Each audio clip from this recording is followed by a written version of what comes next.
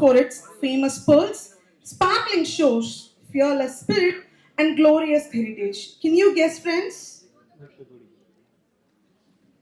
It's none other than Thoothukudi. Do your duty with love and leave the rest to the divine. The spirited, skilled, and sensational teachers from Thoothukudi are ready to light up the stage with a meaningful blend of music, movement, and message, beautifully reflecting the spirit of Karma Yoga. Get ready for a colorful, captivating, and cheerful presentation filled with rhythm, radiance, and remarkable energy.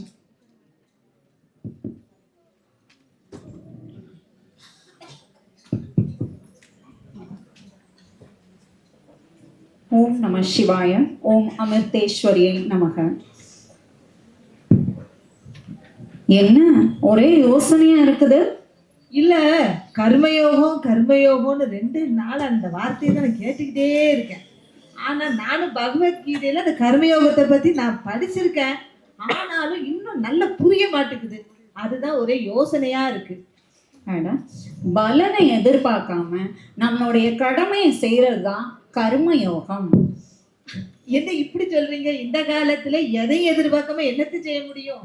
அப்படியே செஞ்சா கூட நமக்கு என்ன கிடைக்க போகுது? நமக்கு மனசுல தூய்மை கிடைக்குது, அதோட முக்தியும் கிடைக்குது. நீங்க சொல்றது எனக்கு கொஞ்சம் புரியுது. ஆனா ஒரு உதாரணம் மூலமா விளக்குன கொஞ்சம் நல்லா இருக்கும்ல. அதத்தான் நம்ம தூத்துக்குடி அமிர்தா வித்யாலயம் பள்ளியினுடைய ஆசிரிய பெருமக்கள் சிவ நடனம் மூலமா வெளிப்படுத்த போறாங்க. நடனம் மூலமாவும் கர்மயோகத்தை புரிஞ்சுக்க முடியுமா? முடியுமே. அதுல சிவபெருமானுக்கும் கர்மயோகத்துக்கும் என்ன தொடர்பு இருக்கு? அறியாமையை நீக்குபவனே சிவன் தான். ஆமா, நானும் படிச்சிருக்கேன். அறியாமை நீக்குற சிவபெருமான் தான். நான் தான் செய்யறேங்கிற அகங்காரம் இல்லாம யார் ஒருவர் தன்னுடைய வேலைய இறைவனுக்கு அர்ப்பணம் செஞ்சு வேலையை செய்யறாங்களோ அவங்கதான் கர்ம யோகம் பண்றாங்கன்னு அர்த்தம். அப்ப நீங்க சொல்ற பார்த்தா நடனத்து மூலமா நம்ம புரிஞ்சுக்கிடலாம் நினைக்கிறேன். பார்க்கலாமே.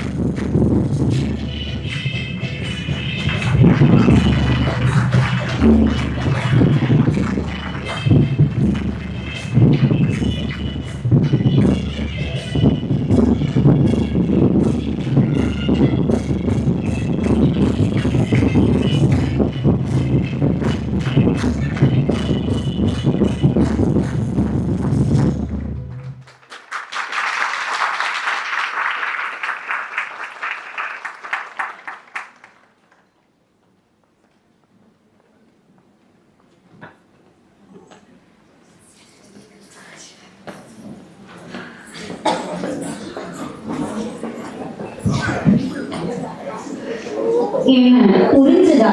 அப்பா, என்ன அருமையா இருக்குது. சொல்லவே முடியலையே.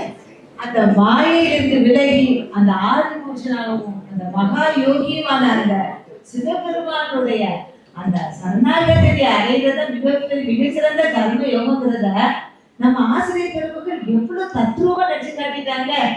இதுக்கே நீ இப்படி சொல்றியே, புராண காலத்துல மகாபாரதம் ராமாயணத்துல உள்ளவங்க தங்களுடைய கடமையை எப்படி செஞ்சாங்கங்கிறத இப்போ நம்ம ஆசிரியர் பெருமக்கள் நடிச்சு காட்ட போறாங்க.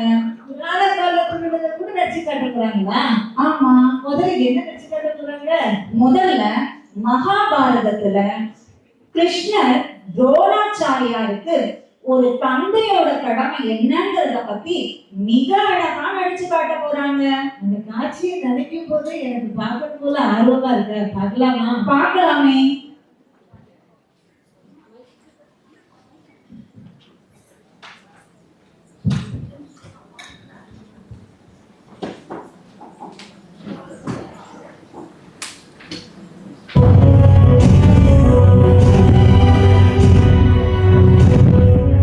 இந்த உலகில் எவரும் பிழைக்க கூடாது, அனைவரும் அழிய வேண்டும், அனைவரையும் அழித்து காட்டுவேன். இந்த துரோணரின் வாயிலாக பரசுராமனின் கோபத்தை காண்பீர்கள். நான் பகவான் பரசுராமன் அளித்த அஸ்திரத்தின் துணை கொண்டு இந்த அகிலம் அனைத்தையும் அழிக்கப் போகிறேன். அகிலம் அனைத்தும் அழித்து காட்டுவேன். அகிலம் அனைத்தையும் அழித்து காட்டுங்கள் குரு துரோணரே. அஸ்திரத்தை கையில் ஏந்தும் முன் நான் கூறும் கருத்தையும் சற்று சிந்தித்து பாருங்கள். ஒருவேளை தம்மிடத்தில் அஸ்வத்தாமன் என்ற பெயரை கொண்டு இறந்தது தமது புதல்வன் அல்ல, யானை என்று கூறியிருந்தால் தமக்கு இன்பம் நல்குமா குரு துரோணரே? நீங்கள் கூறுவது உண்மையா? உண்மையே புதல்வன் மரணிக்கவில்லையா? ஒருவேளை இன்று மரணிக்கவில்லை என்றால் நாளை மரணிப்பான். உலகில் பிறந்தவர் எவரும் ஒரு நாள் மரணித்தே ஆக வேண்டும். தமது வாழ்வில் சுகதுக்கம், ஞானம், அஞ்ஞானம், ஆசை, நிராசை அனைத்தும் தம் புதல்வனோடு பின்னில் பிணைந்ததா? தமது வாழ்வின் முக்கியத்துவம் வாய்ந்தது எதுவும் இல்லையா? தமது வாழ்வின் அனைத்து செயல்களும், சக்திகளும், ஞானங்களும் தமது புதல்வனையே சார்ந்ததா? நிச்சயமாக வாசுதேவரே, என் வாழ்வில் அவனை விட மகத்துவம் வாய்ந்தது வேறொன்றும் இல்லை. ஒரு தந்தையாகப்பட்டவன் புதல்வன் மீது அன்பு செலுத்துவது தவறா? சற்று சிந்தித்து பாருங்கள் குரு துரோணரே. அகிலத்தையே எதிர்த்து தம் புதல்வன் மீது அன்பினை கொண்டீர்கள். ஆனால் உண்மையில் அவனுக்கு தாங்கள் என்ன தந்தீர்கள்? சுகம், ராஜ்யம், அதிகாரம் இவை அனைத்தையுமே அளிக்க எண்ணினேன். நல்லொழுக்கம் தந்தீர்களா? ஞானத்தை அவனுக்கு வழங்கினீர்களா? ஒருவே ஞானத்தை அவனுக்கு வழங்கினீர்களா? தர்மத்தை அவனுக்கு போதித்தீர்களா? அப்படி தாங்கள் போதித்திருந்தால் அவன் அதர்ம வழியில் நின்று செயல்பட்டிருக்க மாட்டான். தாமும் அதர்ம வழியில் இருந்து போரிட்டிருக்க மாட்டீர்கள் குரு துரோணரே. என் புதல்வன் அஸ்வத்தாமனுக்கு சுகங்கள் அனைத்தையுமே அளிக்க எண்ணினேன். அவன் மீது அளவற்ற அன்பு செலுத்தினேன். தவறு. அன்பு உன்னதமானது. அன்பு நிறைந்திருந்தால் தாம் அதர்ம வழியில் சிக்கி இருக்க மாட்டீர்கள். அன்பில் இருந்து தோன்றுவதானே மோகம் வாசுதேவரே. தமது உள்ளத்தில் உள்ளது மோகம். மோகத்திற்கும்